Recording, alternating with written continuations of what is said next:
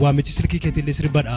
Ofii keetii yeroo sirbituun argama. Maala saaxilta Amma immoo akka Solomoon nama sirba sirbee jira. Solomoon nama faaruu wedduu caalu jedhami. Maaliif Solomoon jedhamu sun wedduu caalu jedha. Garuu waa'ee harma minaamina haasaa, waa'ee hidhii minaamina haasaa miti.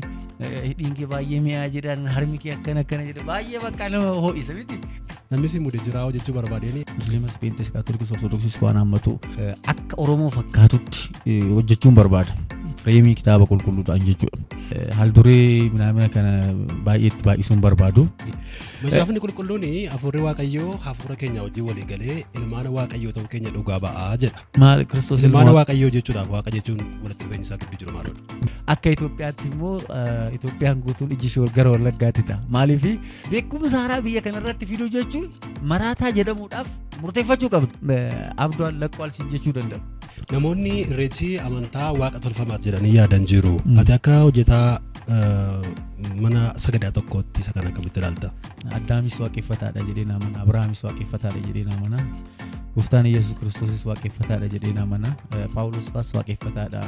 Akka bara kakuu moofaatti Kakuu haaraatti illee siifan fida. Eddan gannatti immoo yommuu ilaaltu bishaan laggeen afuriin kan marfamteedha. Waaqeffataan illee laga deemee waaqeffata jechuudha. namni utuu abbaa ilma hafuura qulqulluutti namananii jireenya qaba jettee yaadda? Turriyyee mandara keessaa kun immoo naan rabsa. Ani waaqaa gadii garuu immoo uumamaa oli jetteetu asoftoon nagee. Maal jechuu barbaadda? Sirriidha maali?